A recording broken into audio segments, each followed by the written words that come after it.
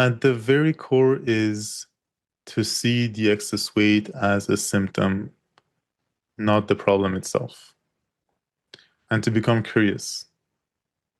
What is all the conditions that are leading to this? Is it simply the fact that we have too much of the bad stuff in the house and our child has ADHD and they go eat it incessantly? Is it because us as parents, we still have mindsets or beliefs about food or relationship with food or relationship with each other that is affecting the kids? Is it something else? Is it anxiety? Is it loneliness? It could be many things.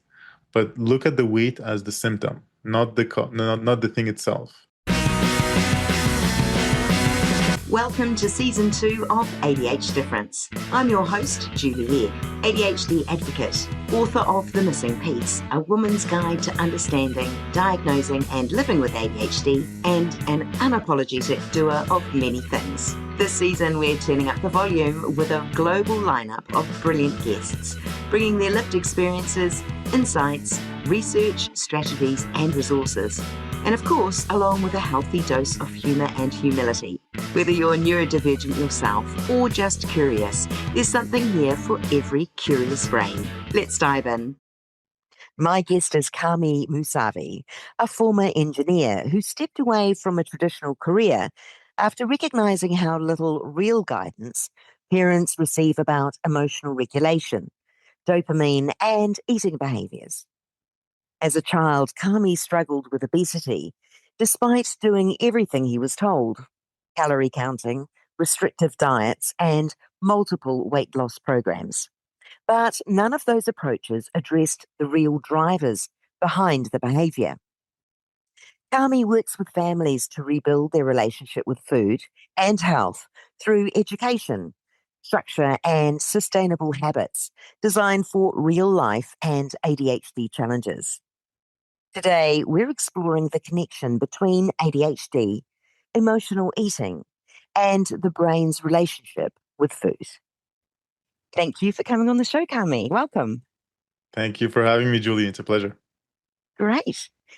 Before we talk about the science behind emotional eating, I'd love to start with your story and what was your relationship with food like growing up? The first word that comes to mind is complicated, because on the surface it looked a lot like I was just a normal kid who liked to overeat. And everyone from a young age kind of gave me that identity. It's like, oh, look, it's Kami. He's like the chubby kid who loves to eat. Let's give him more food, right? All my friends in school would be always like pointing fingers at me and giving me the food that they had in excess. And I was like almost everyone's kind of just garbage disposal, right? So it was very interesting. When I was young, I was just like greedy and I loved food. But looking back, I see that it wasn't the case at all.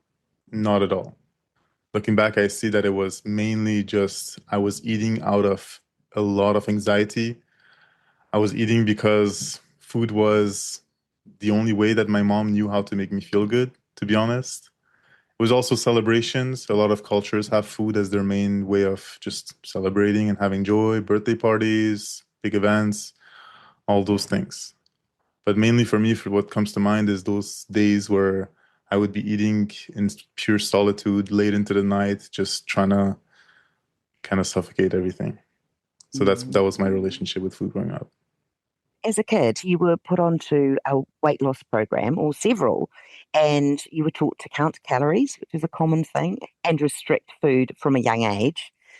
So again, looking back, what do you see that those approaches didn't understand about your brain, emotions, and regulation? So to give just a little bit of context, and this is a very common story, we have a lot of parents who come to our program at Step Together after they've tried everything.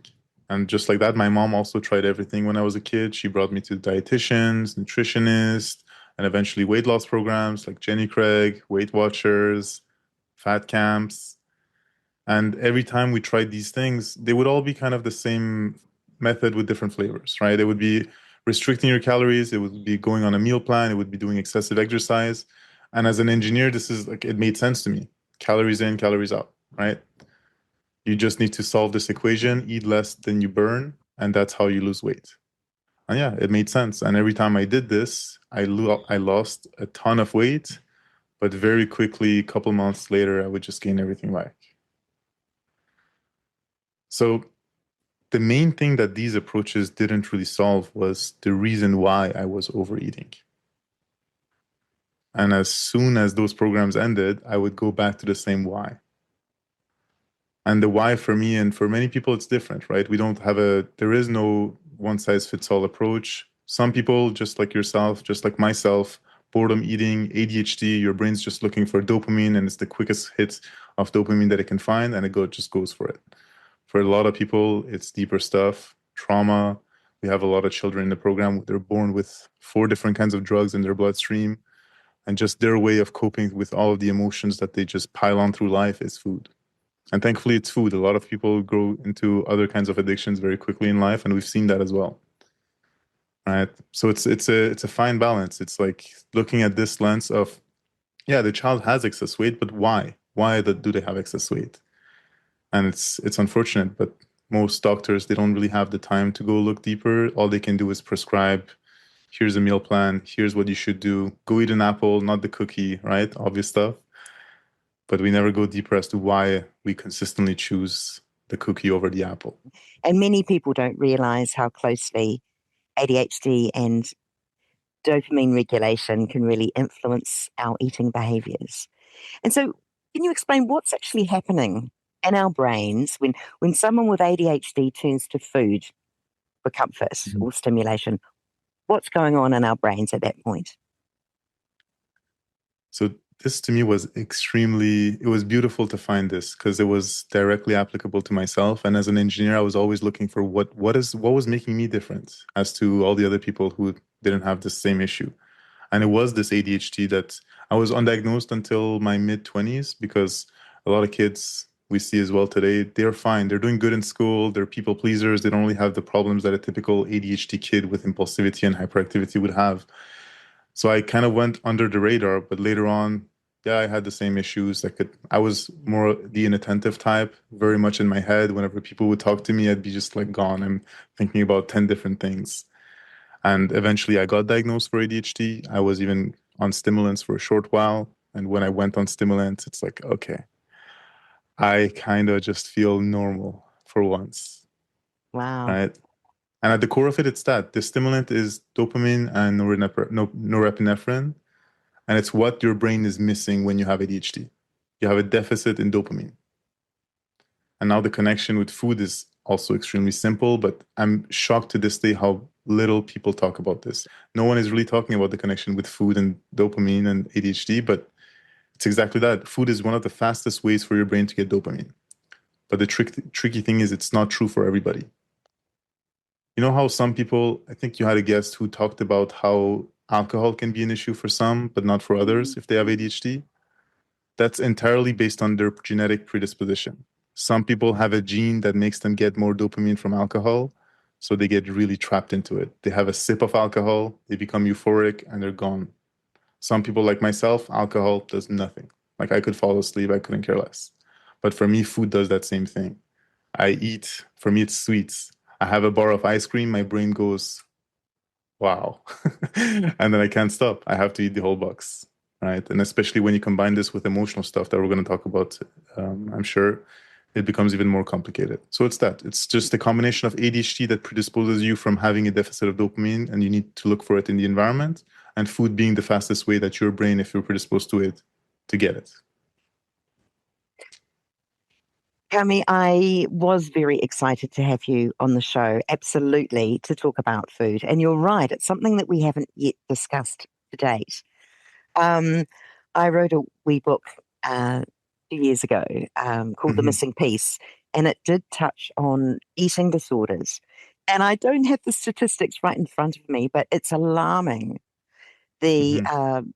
higher percentage of those with ADHD that have issues with bulimia, anorexia, Hmm. overeating, or eating compulsive disorders. It really is extremely high compared with neurotypical. So I'm so glad that we're addressing it today. we weren't even predicting this or marketing for ADHD back then.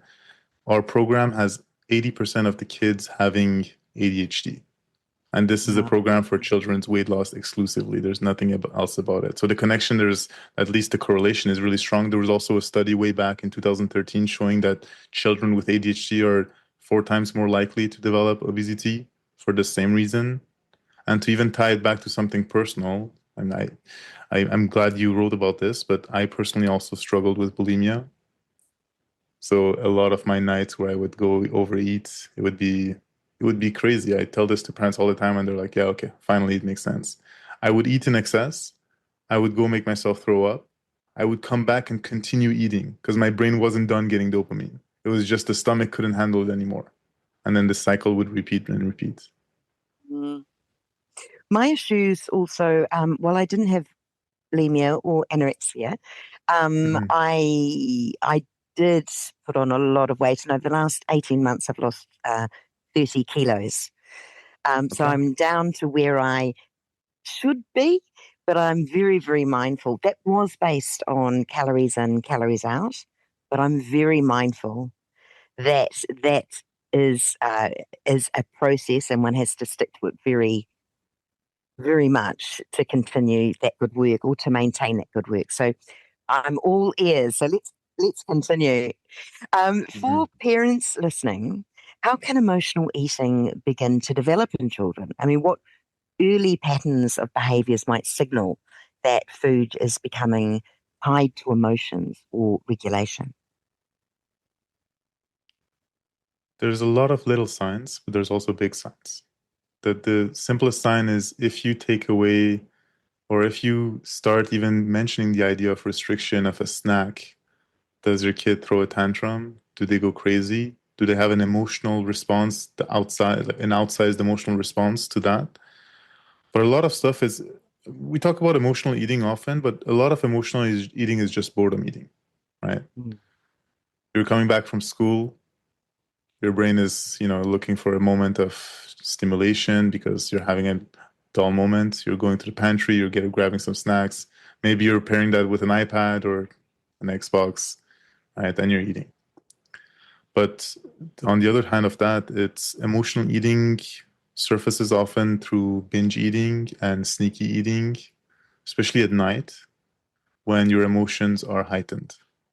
And to tie this to also ADHD and how the brain works, your frontal lobes, which is the brakes of your brain that can suppress emotions and also suppress your impulses outside, they're strong in the morning, but they're weaker in the evening.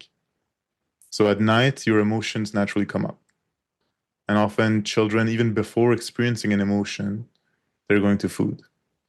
And for me, this is even to this day, because of the association was so strong as a kid, it's still true today.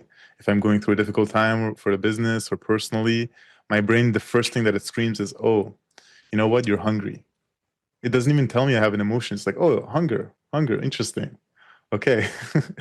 Why do I need to go eat an apple right now? And for me, it was always fruits, right? When I was a kid, it's like the quick hit of sugar was a really good source of dopamine. So the signs are, as a parent, sometimes even harder to see.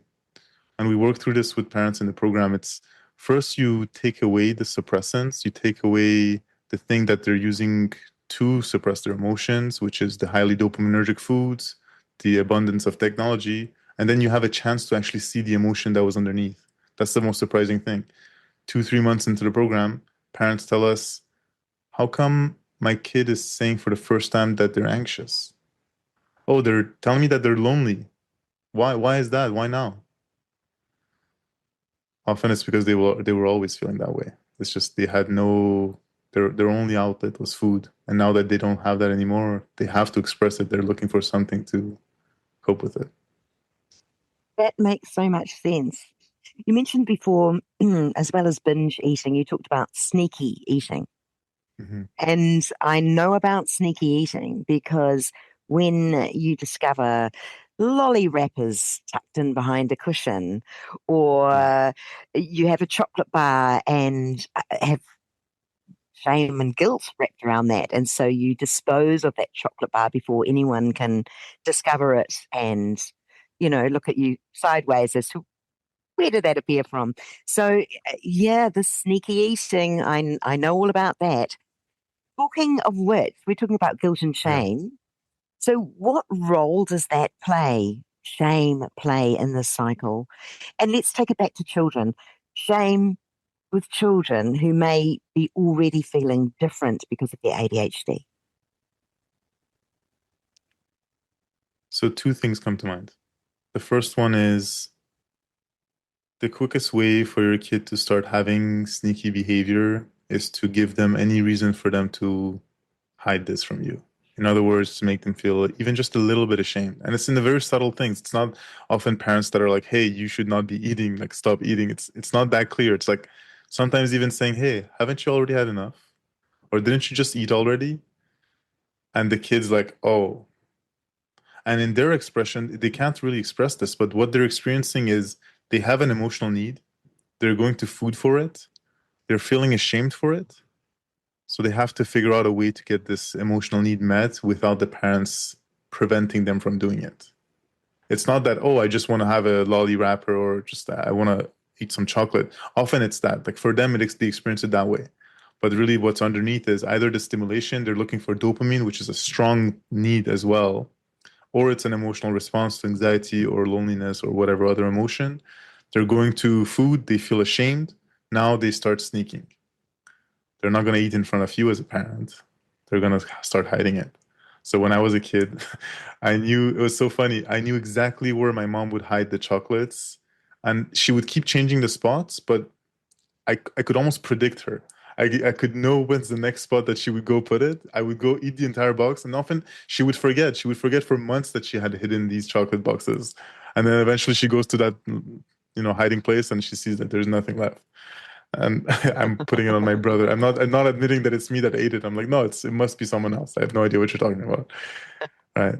But at the core of it, it's that if I truly felt that I wasn't even allowed to express this behavior in front of my parents, I wouldn't feel any shame. Like I would eat and my parents would be okay with it. And that's better because at least as a parent, you can see the behavior and you can monitor it, right? And you can start making some changes. But if you make them feel ashamed and they start hiding and sneaking, a lot of parents, like they discover when we work with them that the kids doubling up on lunch and breakfast and they had no idea. Or they're going around and they're like after school, this which also exactly what I would do. They're going to the candy store, buying a bunch of candies, finish it all before they come home. And it's much harder to address it that way, right? Mm. So that's one part. The other part is shame itself is a very strong emotion. And if you feel a lot of shame, what you want to do is eat, right? Because it's an emotion that you want to suppress. And maybe I didn't make it clear as to why exactly eating leads to emotional suppression. Food doesn't just give dopamine. Food also gives serotonin and a bunch of other stuff, right? But food in your brain acts essentially as a SSRI. So the drug that people get prescribed for anxiety and depression, it goes straight into your frontal lobes. Your frontal lobes become stronger. They have more top-down suppression over the amygdala, and the emotion is suppressed at least for a short while. So that's how it works. Wow. You mentioned about the lunch boxes, or maybe I was Mhm. thinking lunch boxes in my head. And I know this is ADHD aside. As a parent, you might look at your child's lunchbox and say, "You didn't eat the apple," or "You didn't eat the ham sandwiches I packed for you." And if you say that often enough, what the child may do is actually throw them straight in the rubbish bin. They don't like Mhm. ham sandwiches, but they don't want to displease their parent who made the lunch. And so you think all is well because the lunchbox comes back home empty and you're none the Right. wiser. Meanwhile, that child is, maybe sneaking other sweet foods or going to the store or buying candy, as you talked about, or actually not eating at all, which is another story altogether. So very, very interesting. Just little subtle things we may say really can dampen our child's ability to freely express themselves and their emotions. So thank you for that. If I may also, I think it's really important a lot of parents come to us, they're very confused as to why their kid won't eat the apple or the ham sandwich, right? Picky eating is also very commonly associated to ADHD. Some kids have such a strong ADHD, but not the predisposition to get dopamine from food, so they become picky eaters. They get their dopamine from other sources. They get it from technology, they get it from socialization, from physical touch, a couple of different ways to get dopamine. And because food doesn't give them much, they're just like, no, I don't want this at all, right? Especially if it's not dopaminergic food. For example, if you offer something like very simply potatoes, chicken, broccoli as a lunch, this is extremely boring. This is not much dopamine, right? They're not going to touch it. They're going to want the fries. They're going to want the chicken nuggets. They're going to want the goldfish. They want the highly dopaminergic food. But if you don't give them that, a lot of kids they just don't eat, especially if they're on stimulants and they get their dopamine artificially, right? And then yes, Mm, if you start shaming them or making them feel as to they should eat, they're going to start trading it. They're going to start throwing it away. They're going to start doing a bunch of stuff. mm, very interesting. Your mission through Step Together business is to help parents break these cycles early, right? So, what's one shift in understanding that can immediately change how a parent approaches food and emotions and behavior in their home? At the core of this is the understanding that I wish my own parents had. There's only so much a child can do, especially when it comes to ADHD. One of the very early things that we teach parents is that a child's frontal lobes, the part of your brain that has impulse control and the part of the brain that has difficulty with dopamine deficiency, this starts developing around 5 to 7 years old and it matures in your mid 20s. And the kids that are in our program, they're as young as 5 years old as 17-year-old. They're typically around the 12-year-old age, and they don't have much frontal lobe development. And parents come to us and they tell us, hey, we want to help our kid. Can you tell our kid to stop eating as much? And we're like, okay, that is a core misunderstanding of what the problem is. And it's also tied to shame and restriction. Because a kid at that age they're smart enough to understand, right? A 12-year-old is smart enough to understand, yeah, being overweight is not healthy, eating all this food is not good for me, yet somehow I can't stop, right? All these professionals, everyone is telling me, hey, you should be able to stop yourself, but I can't. Like I'm trying so hard. And so they beat themselves up for it, right? That's where the self-esteem issues start becoming really problematic. If your experience of life every day is that you're a failure and you can't do something as simple as stop putting food in your mouth, how do you think about yourself or anything else? You can't do such a Mm, simple thing. So that's a core mentality shift that we help parents make. It's not on the kid primarily to make these changes.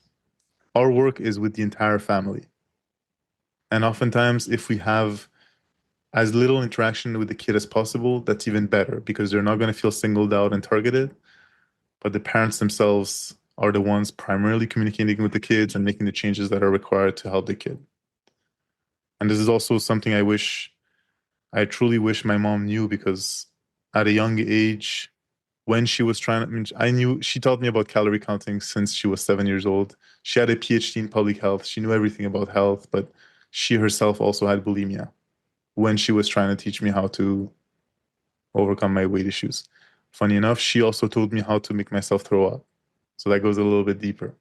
She passed down her bulimia, but on the other hand, she also was trying to restrict me and prevent me from overeating. So most of our work is actually with parents themselves. If parents have habits or behaviors, whether it's related to food or anything else, sometimes it's like parents come to us and their relationship is the thing that needs the most work because the emotional baggage of their relationship is such a burden for the kids and the kids have no outlet because they don't want to put more burden on their parents. So they go to food. But sometimes it's parents themselves. They never overcame their own weight issues. They passed on to their kid, or the opposite. They had anorexia and they don't know how to address it. They don't want to make the kid feel restricted, right? So that's the core thing that we've discovered and we help with. It's the entire family has to change. It can't be the kid alone. that does make sense. It really does. So, how do parents support healthy relationships with themselves and with their children around food without creating more pressure and more restriction and more guilt? What do they do? Where do they start? It's interesting because that's exactly where we start with the parents in the program. The very first question we ask them is, what is your definition of healthy? Not even just food, just what is your definition of healthy? And unfortunately, we right now live in a society where that not only is it not often addressed, but when it's addressed, it's often mixed up, right? We have this confused idea of, okay, we don't want to be restricted. We want to have our fun with food. We also want to be healthy and have, good health outcomes. But I'm very comfortable pushing this idea and helping parents realize that junk food is not joy. That a lot of the behavior that we have today is not truly pleasure. And that comes, we can't really tell parents that. We get them to actually experience it. So it's like one of the typical situations for kids is throwing a big birthday party, a lot of junk food, birthday cake, Doritos, pizza, right? And that's their experience of fun. That's how you celebrate the most important day of your life. Is that really joy? Is that really fun?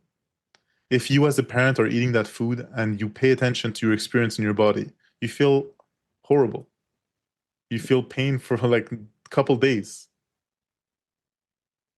But you're giving that to your kids. Sure, they're gonna have fun for 5 seconds, 10 seconds. Like I'm not gonna deny. Pizza, cake, all these things, they feel extremely good. You put them in your mouth, your brain is exploding with dopamine because your blood sugar spikes. A lot of the foods are designed to be dopaminergic, right? They're designed to activate these kinds of responses. But if you pay enough attention, is the 10 seconds of pleasure, both for you as a parent and for the kid, worth all the pain that you're seeing? So a lot of times we help parents actually restructure what healthy means for them, right? Does healthy mean just being able to enjoy foods and feel lethargic and go to sleep and feel horrible and just be kind of anhedonic about life? Or do you want to have the abundance of energy to put back into your family, to feel alive and to see your kid thrive? It all starts with what you put in your mouth. We are literally what we eat. Right? So we have to help restructure the entire family, how they think about food, and kind of go against the culture, especially in America. And to be comfortable to being the ones who don't have the junk food in the house in abundance because it's problematic for the kids, especially if they have ADHD. They just can't help themselves. They go grab dopamine whenever they can. So that's where we start. After personally losing my weight, the first thing I did was get rid of all triggering foods. Massive. There was nothing left except for food that was healthy for me, high in nutrients, a variety of flavors and foods, natural sweet fruits and the rest. But actually, not having the temptation there was wonderful for me. And I so enjoyed, you said broccoli, potatoes, and chicken before, how Mhm. boring that is. I love that. That's my go to meal now. But I've learned to use spices and not sauces, but spices and herbs, Mhm. and what a difference that can make. Different ways of cooking chicken. So it's not always, it doesn't have to be dry and stringy. It could be poached and it can, all these beautiful ways of enjoying the food that once upon a time I would consider boring.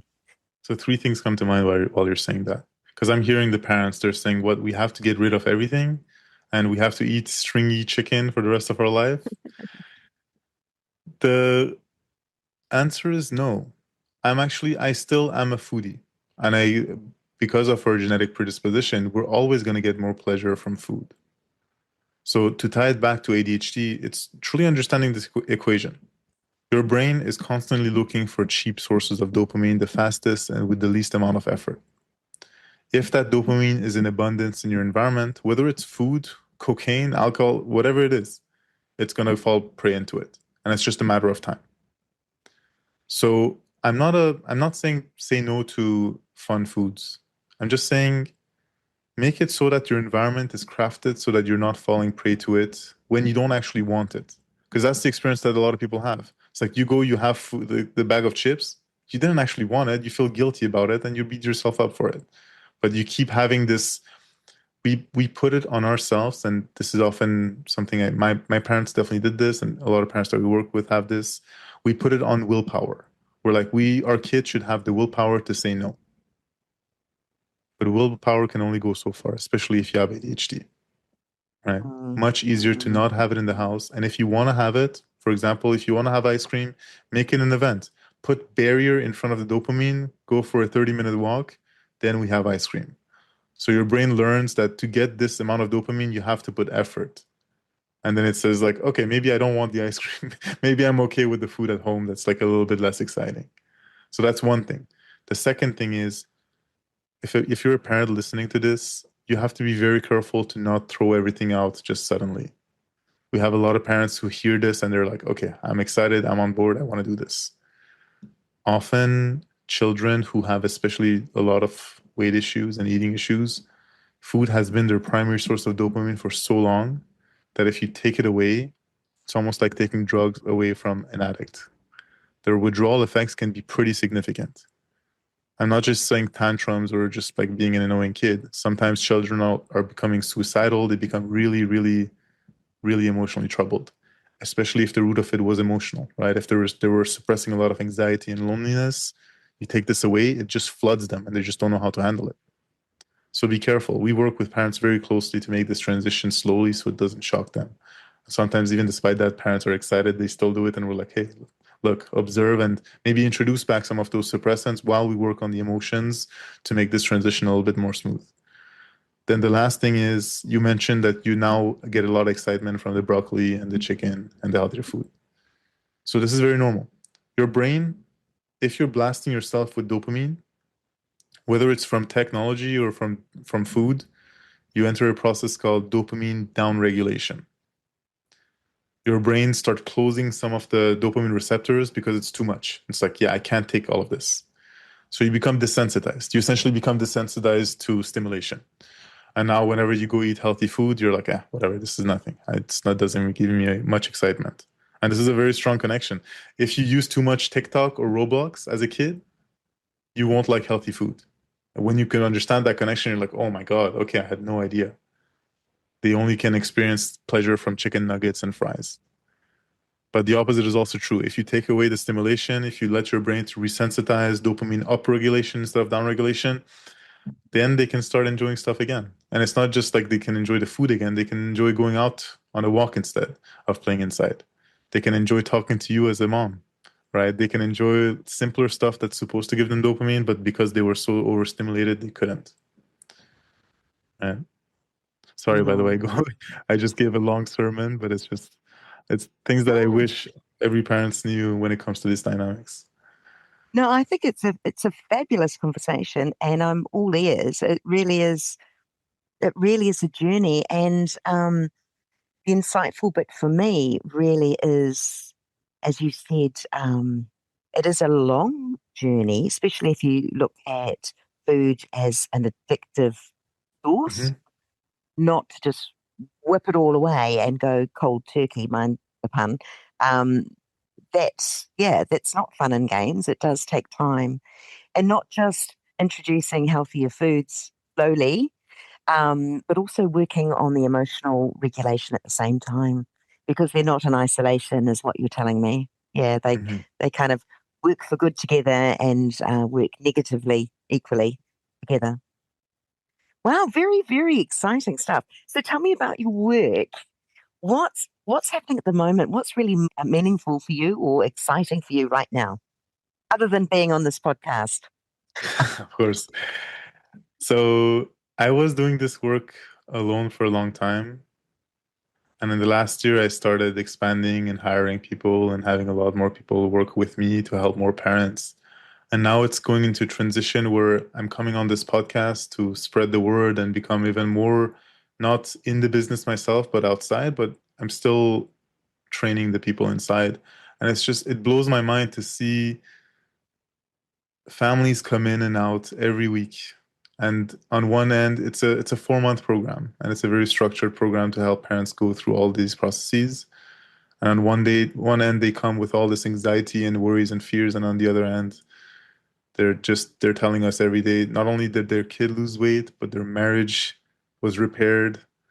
There, so many things are affected by this. Well, while you solve just at the surface, just the weight issue, right? And for me to not be involved anymore, but to see it almost like happening on its own, it really appeases my engineering brain because I am still an engineer by education. So yeah, that's the most exciting thing to see how far this mission can go and how many parents we can help. Because I think millions and millions of parents need this.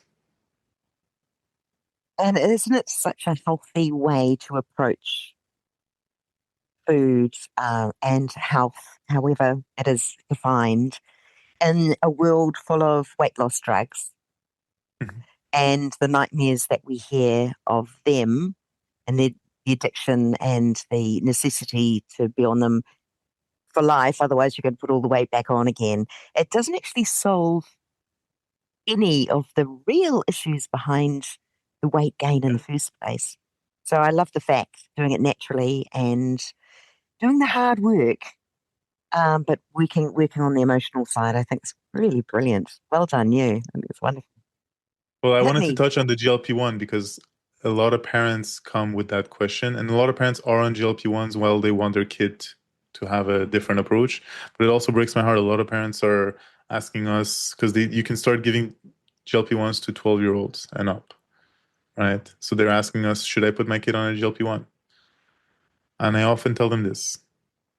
Sure, it doesn't solve the root cause at all. Like most people know that. Most people know that you have to be on the medication for it to maintain the benefits.